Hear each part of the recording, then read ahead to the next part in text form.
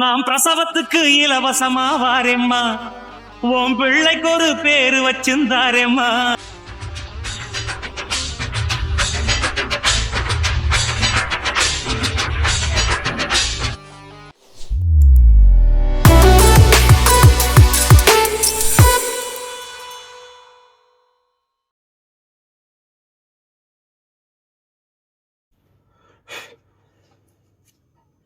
தமிழுக்கும் தமிழ் மக்களுக்கும் முதல் வணக்கம். இப்போ நம்ம வந்திருக்கிற இடத்தோடைய பேர் மாம்பாக்கம் அப்படின்னு சொல்லுவாங்க.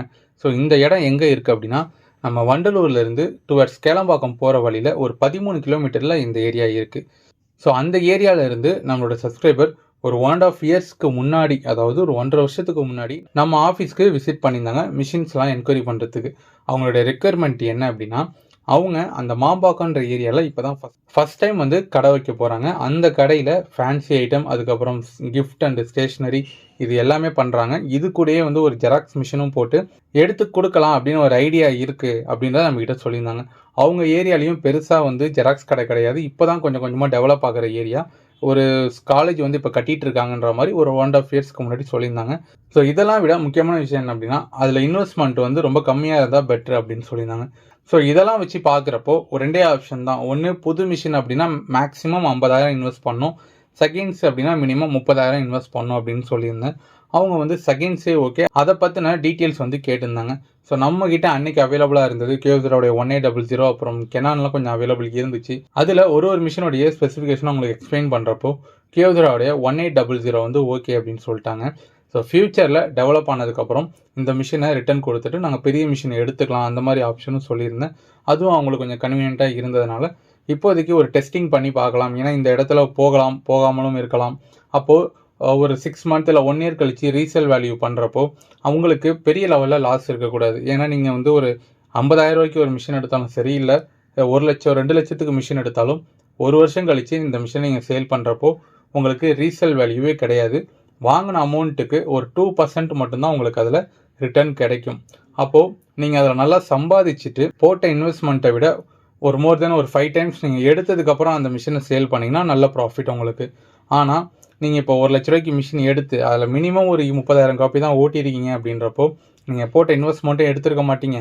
அப்படி இந்த மிஷினை நீங்கள் ரிட்டர்ன் பண்ணுறப்போ உங்களுக்கு பெரிய அமௌண்ட் வந்து கிடைக்காது. அதாவது ஓப்பனாக என்னால் சொல்ல முடியாது, ஆனால் உங்களுக்கு நீங்கள் போட்ட முதலீடே உங்களுக்கு வந்து வராது நீங்கள் ரிட்டர்ன் பண்ணுறப்போ. அதனால் ஒரு சின்ன மிஷின் போட்டு இன்வெஸ்ட் பண்ணுங்கள்.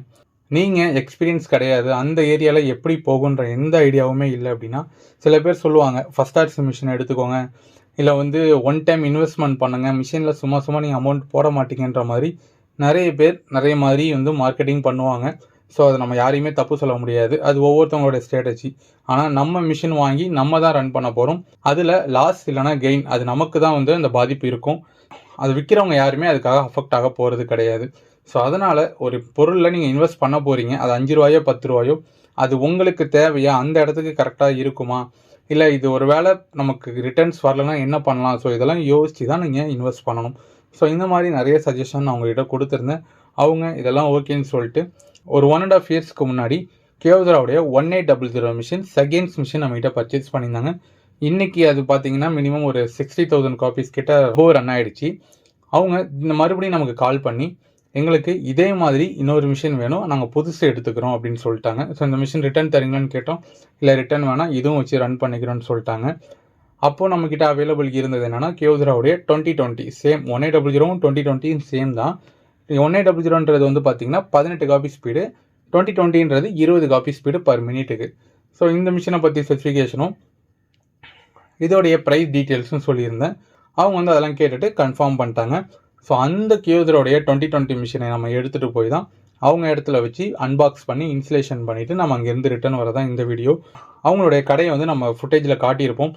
இந்த கடையில் தான் அவங்க வந்து ஃபஸ்ட்டு கியோசராவுடைய 1800 வாங்கி ரன் பண்ணிட்டு இருந்திருக்காங்க. அந்த 1 இயரில் அவங்களுக்கு அந்த மிஷின் பத்தலை, இன்னொரு அடிஷ்னலாக ஒரு மிஷின் இருந்தால் போதும், அதுவும் இதே மாதிரி இருந்தாலே போதுன்ற மாதிரி அவங்க ஃபிக்ஸ் ஆகிட்டாங்க. ஸோ இது வந்து ஒவ்வொருத்தவங்களுடைய மைண்ட் செட்டு. சரிங்க, இந்த வீடியோ அப்லோட் பண்ணுறதுக்கு ரீசன் என்ன அப்படின்னா, நிறைய பேருக்கு வந்து இன்னமும் நிறைய குழப்பத்தில் இருக்காங்க.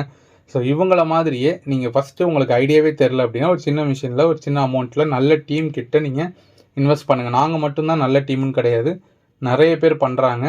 உங்களுக்கு யாருக்கிட்ட நல்ல அப்ரோச் உங்ககிட்ட கிடைக்குதோ, நல்ல உங்கள்கிட்ட வெல் பிஹேவியர் யாருக்கிட்ட கிடைக்குதோ அவங்கக்கிட்ட நீங்கள் பர்ச்சேஸ் பண்ணுங்கள். உங்கள் பக்கத்துலேயும் இருக்கலாம், தூரமாகவும் இருக்கலாம், வாட் எவர். ஆனால் ஒரு நல்ல டீம் கிட்ட ஒரு நல்ல மிஷினில் நீங்கள் இன்வெஸ்ட் பண்ணுறப்போ டெஃபினட்டாக அது சக்ஸஸ் ஆகும். அப்படி சக்ஸஸ் ஆகிறப்ப தைரியமாக நீங்கள் பெரிய இன்வெஸ்ட்மெண்ட் ஒரு 1 இயர்லேயோ இல்லை 1.5 இயர்ஸ்லையோ நீங்கள் பண்ணி நீங்கள் உங்கள் பிஸ்னஸை டெவலப் பண்ணிக்க முடியும். இந்த வீடியோ நிறைய பேருக்கு ஹெல்ப்ஃபுல்லாக இருக்கும் அப்படின்றதுக்காக தான் இதே மாதிரி வீடியோஸ் கண்டினியூவாக நாங்கள் அப்லோட் பண்ணிகிட்டே இருக்கோம். ஸோ இந்த மாதிரி வீடியோஸ் நிறைய பேருக்கு ஹெல்ப்பாக இருக்கும் அப்படின்றதுக்காக தான் எங்களுக்கு டைம் கிடைக்கிறப்போ கொஞ்சம் கொஞ்சமாக அப்லோட் பண்ணிகிட்டு இருக்கோம். உங்களுக்கும் டைம் கிடைக்கிறப்போ இந்த வீடியோஸ்லாம் பாருங்கள், கண்டிப்பாக ஹெல்ப்ஃபுல்லாக இருக்கும். இதே மாதிரி நிறைய இந்த மாதிரி காப்பியர் ஃபீல்டை பற்றியும் ஜெராக்ஸ் மிஷின்ஸை பற்றியும் நம்ம சேனலில் ரெகுலர் அப்டேட்ஸ் இருந்துக்கிட்டே இருக்கும். அதெல்லாம் நீங்கள் பார்க்கணும் அப்படின்னா நம்ம சேனலுடன் இணைந்திருங்கள். நன்றி.